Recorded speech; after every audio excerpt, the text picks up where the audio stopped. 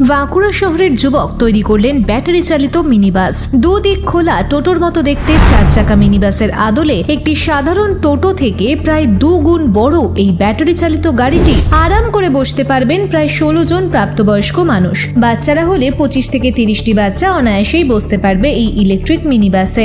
বাঁকুড়া শহরের বাসিন্দা চঞ্চল সিং বানিয়েছেন এই ইলেকট্রিক বাস। এর আগে তিনি বানিয়েছিলেন ইলেকট্রিক জিপ এবং ইলেকট্রিক টোটো, এবার বানালেন ইলেকট্রিক মিনি বাস। চঞ্চল সিং জানান, ইলেকট্রিক বাসটি অর্ডার নিয়ে বানিয়েছি, যেখানে বসতে পারবেন প্রায় 16 জন লোক। ব্যবহার করা হয়েছে উচ্চ গুণগত মানের মেটেরিয়াল।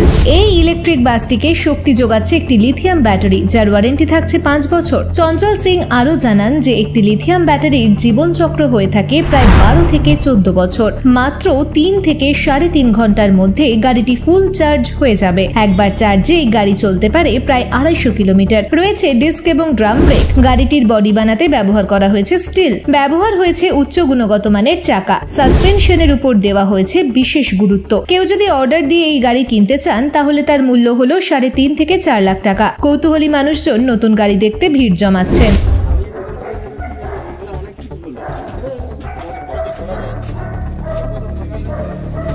চলুন চলুন চলুন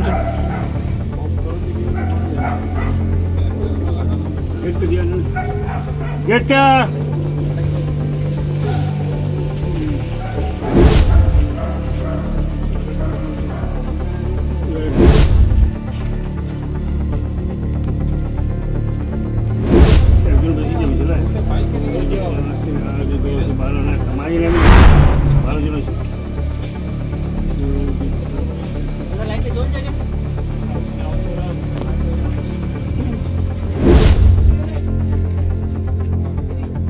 ব্যুরো রিপোর্ট, বিশ্ব টাইমস।